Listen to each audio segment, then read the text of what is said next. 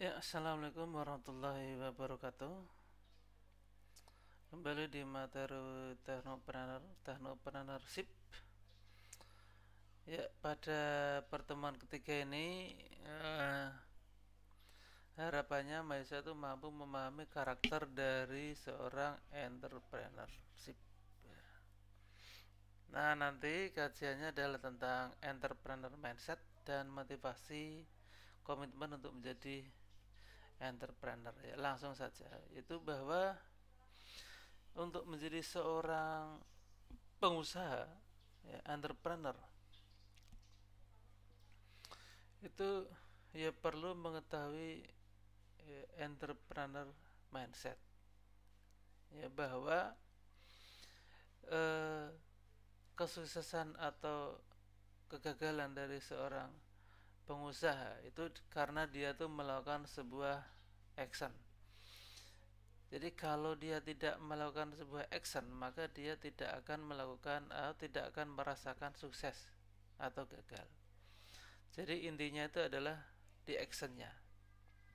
Nah, sebelum melakukan action dalam berwirausaha atau segera melakukan kegiatan wirausaha, maka perlu dibentuk sebuah mindset, ya, pola pikir.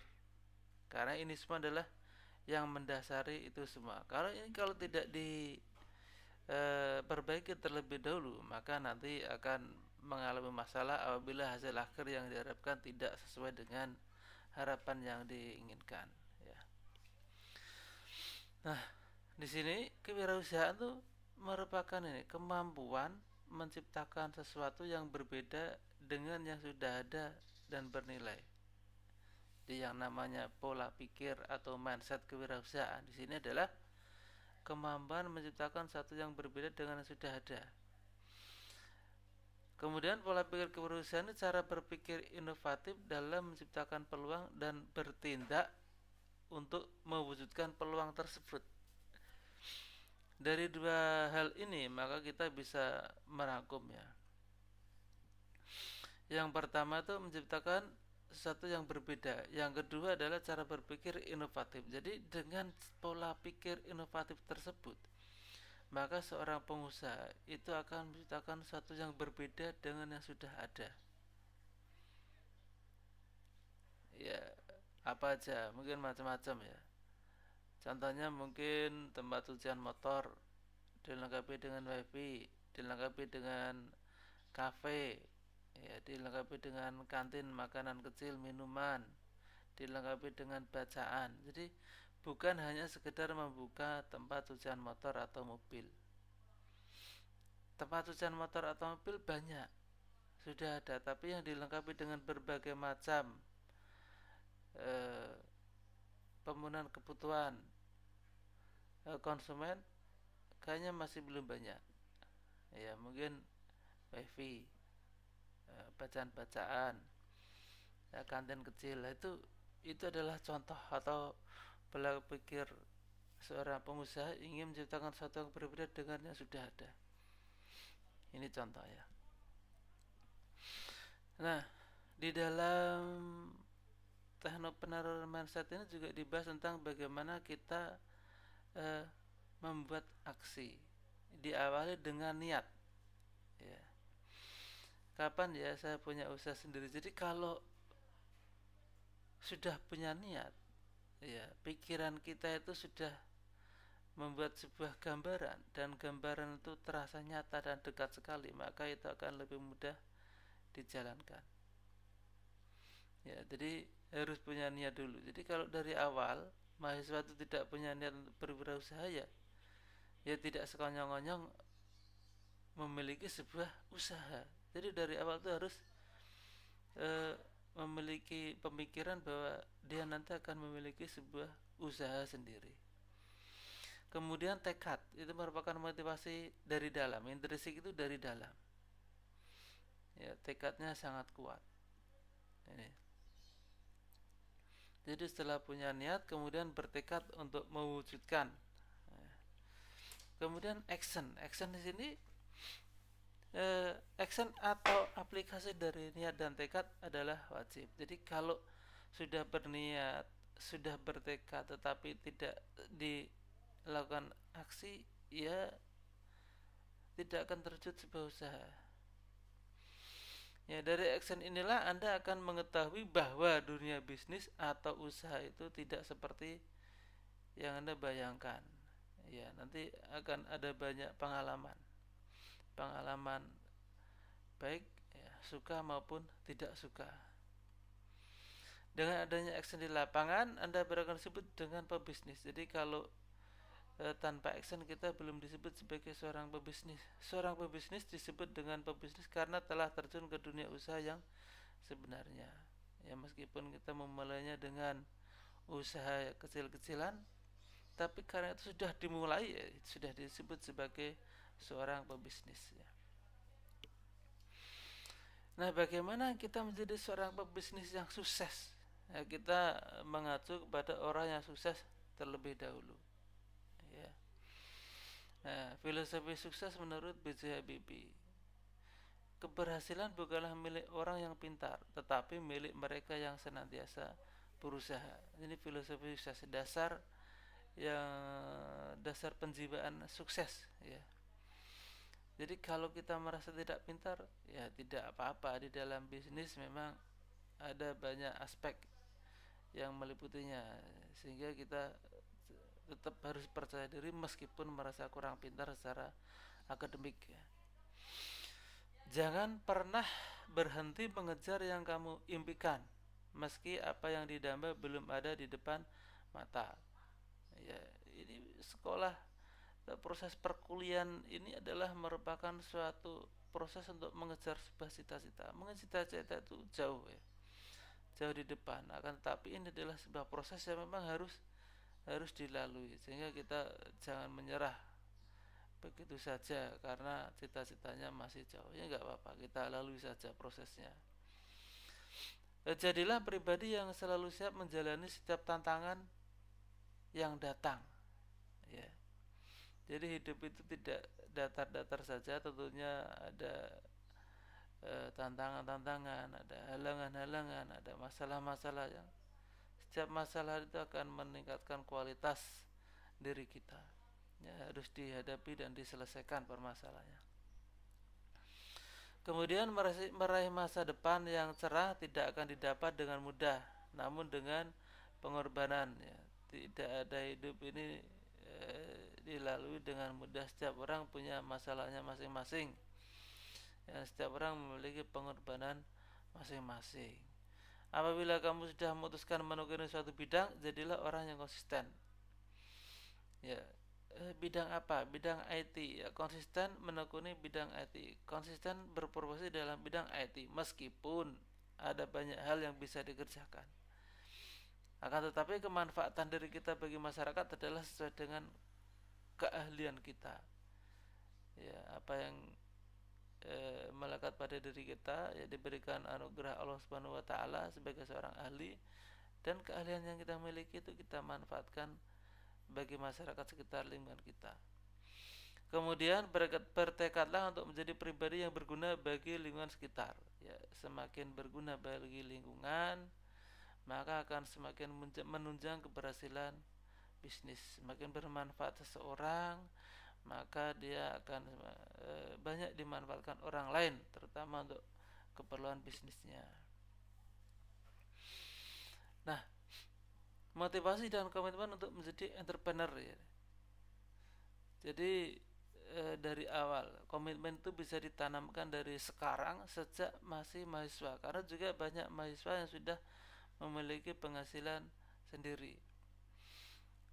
Ya, jadi mungkin kalau budaya-budaya zaman dahulu itu adalah ingin menjadi seorang pegawai, sehingga komitmen untuk menjadi seorang entrepreneur itu rendah. Nah, bagaimana kita mengawali menjadi seorang entrepreneur atau pengusaha tersebut? Ya. Nah, di sini saya mengutip, ya, untuk memperkuat keyakinan kita dari sumber yang valid, ya, dari sumber yang kuat yang bisa menjadi acuan kita, bahwa berniaga adalah sebaik-baiknya pekerjaan. Ya, berniaga. Di sana ada banyak hal, ya. ada penjualan, ada pembelian, ada distribusi, ada menjalin hubungan dengan orang lain, ya. Ada kebebasan mengatur waktu, ya. Semakin banyak relasi, semakin banyak silaturahmi, akan semakin banyak rezeki. Itu dari sini. Dari Rabi'in bin Hadits radhiyallahu an, ia berkata, ada seseorang yang bertanya kepada Nabi, wahai Rasulullah, pekerjaan apa yang paling baik? Lalu Rasulullah menjawab, pekerjaan yang dilakukan seseorang dengan tangannya dan juga setiap jual beli yang mabrur atau jual beli yang baik. Ini sebenarnya dari Rasulullah secara langsung. Itu pekerjaan dilakukan seseorang dengan tangannya dan juga setiap jual beli yang mabrur. Jadi pekerjaan yang dilakukan seseorang dengan tangannya berarti sesuai dengan keahliannya. Dan juga setiap jual beli yang mabrur, jual beli yang baik. Nah, itu tadi adalah dasar dari perniagaan tersebut, ya. Dalam hadis tersebut Rasulullah sendiri telah mengatakan bahwa pekerjaan yang paling baik, sebaik-baiknya pekerjaan adalah pekerjaan dilakukan dengan tangan sendiri dan jual beli atau perniagaan yang baik. Jual beli yang mabrur dimaksud adalah berniaga dengan cara yang halal dan benar menurut Islam. Itu berniaga sesuai dengan etika jual beli dalam ekonomi Islam. Ya, di sini jadi perniagaan, ya, perniagaan yang beretika, perniagaan yang tidak merugikan orang lain, perniagaan yang baik, ya, perniagaan yang menjual barang-barang yang baik, barang-barang yang halal, barang-barang yang bermanfaat bagi orang lain. Kemudian dari Mu'adz bin Jabal, ia berkata, Rasulullah bersabda, sesungguhnya sebaik-baik penghasilan ialah penghasilan para pedagang yang mana apabila berbicara tidak berbohong, ya. Artinya kita harus berkata apa adanya, berkata dengan produk yang dijual. Apabila diberi amanah tidak berkhianat, apabila berjanji tidak mengingkari, apabila membeli tidak mencela, apabila menjual tidak berlebihan dalam menaikkan harga, apabila berhutang tidak menunda-nunda pelunasan, dan apabila menagih hutang tidak memperberat orang yang sedang kesulitan. Jadi ada beberapa kata kunci. Pertama, tidak berbohong, ya. Di dalam berdagang, berniaga tidak berbohong, berkata dengan barang yang dijual. Apabila membeli tidak mencela. Jadi kita kalau membeli produk jangan mencela produk. Kemudian apabila menjual tidak berlebihan, artinya harganya tidak terlalu mahal, ya, harganya tidak terlalu mahal. Apabila berhutang tidak menunda membayar. Jadi ketika berhutang, apabila sudah mampu membayar ya bayar, kalau tidak mampu ya diangsur, ya. Yang penting ada kemauan atau tekad baik untuk membayar hutang tersebut.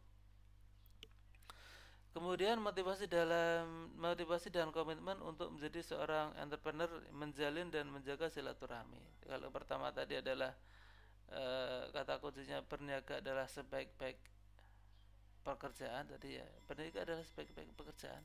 Yang kedua ini menjalin dan menjaga silaturahmi. Jadi yang namanya motivasi atau dorongan dalam berbisnis di sini adalah adanya silaturahmi, ya. Menjalin hubungan dengan orang lain, menjalin relasi dengan orang lain. Nah, di dalam Islam ada keutamaan menyambung tali silaturahmi, ya. Di antaranya adalah panjang umur, rezekinya diperluas. Silaturahmi menjalin relasi. Relasi apa? Relasi bisnis. Semakin banyak relasi bisnis, maka rezekinya juga semakin luas. Hukum silaturahmi menurut Islam adalah wajib. Jadi kita memang diwajibkan untuk bersilaturahmi. Barang siapa yang senang diluaskan rezekinya dan dipanjangkan umurnya, maka hendaklah ia menyambung hubungan tali silaturahmi. Kemudian yang ketiga adalah menambah wawasan dan ilmu pengetahuan. Jadi kalau di dalam berniaga kita akan bertambah wawasan. Wawasan tentang produk, wawasan tentang suatu pengetahuan terhadap suatu daerah, kemudian juga ilmu pengetahuan. Nah, bertambahnya wawasan dan ilmu pengetahuan tersebut, ya, tidak tidak serta-merta ya, tapi memang kita butuh sebuah proses perniagaan. Nah, berniaga membuat wawasan dan ilmu pengetahuan kita menjadi bertambah. Karena dalam berniaga kita banyak bertemu dengan orang ya. Ya, orang dengan berbagai macam karakter tentunya. Nah, dari situlah kita menambah wawasan. Orang dengan berbagai macam pengetahuan, orang dengan berbagai macam keahlian. Nah, dari situlah kita akan menambah wawasan dan juga ilmu pengetahuan. Nah, motivasi dan komitmen untuk menjadi entrepreneur berikutnya adalah melatih kesabaran. Ya, karena di dalam berbisnis memang kita salah satunya adalah melatih kesabaran. Ya, di dalam berniaga kita tentunya bertemu dengan banyak orang dengan berbagai macam karakter. Yang mungkin karakter itu karakter yang tidak kita suka. Nah, disitulah kita akan berlatih kesabaran. Kemudian dari perniagaan, dari berbisnis diberikan keberkahan. Ya, berbisnis itu adalah memutar roda perekonomian. Nah, disinilah diberikan keberkahan hidup kita. Ya, dari Hakim bin Hizam, Rasulullah bersabda, ya, penjual dan pembeli keduanya bebas memilih selagi belum berpisah. Jadi penjual dan pembeli itu bebas memilih. Maka jika keduanya jujur dan saling menjelaskan dengan benar, maka akan diberkahi pada bisnis keduanya. Jadi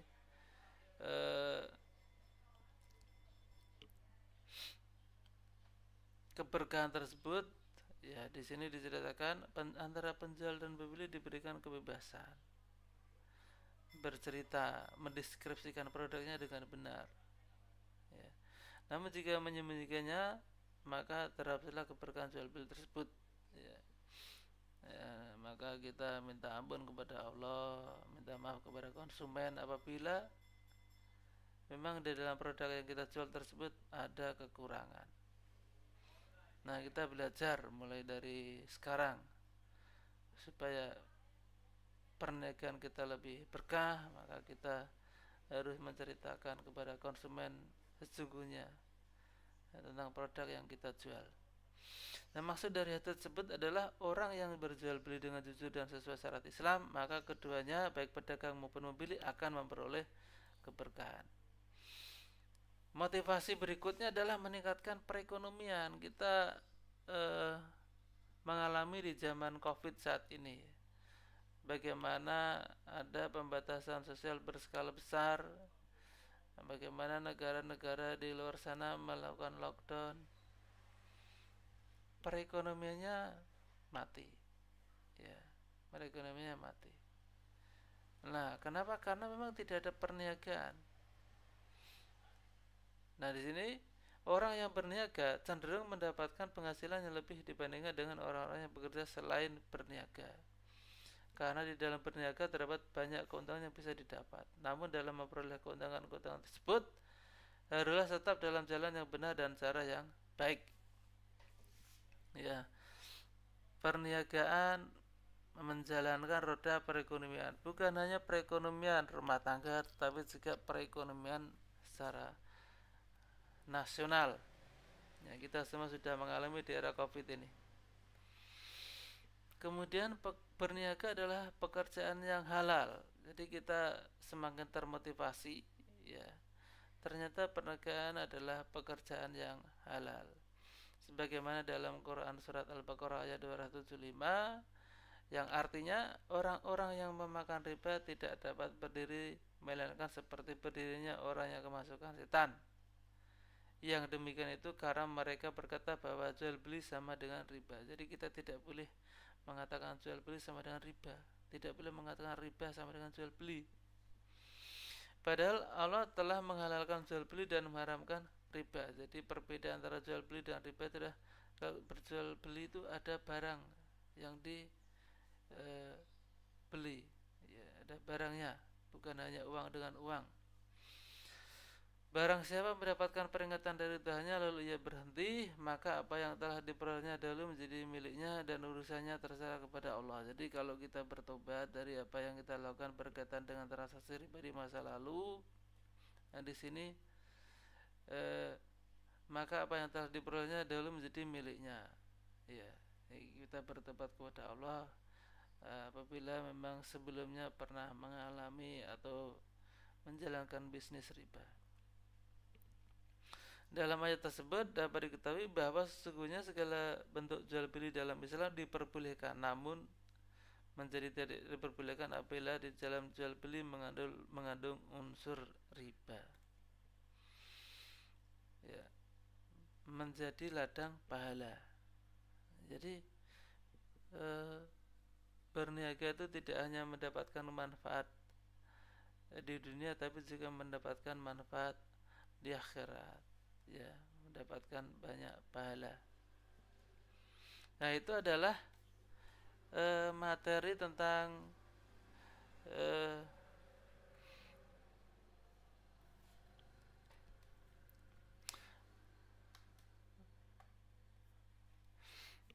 ya, mindset di dalam entrepreneur. Jadi kita membekali diri kita, ya, mindset, pola pikir, ya, dengan pengetahuan dan juga dengan keimanan dan juga keyakinan. Ilmu-ilmu yang digunakan untuk membangun entrepreneur mindset tersebut adalah ilmu-ilmu yang memang sumbernya terpercaya dari Nabi.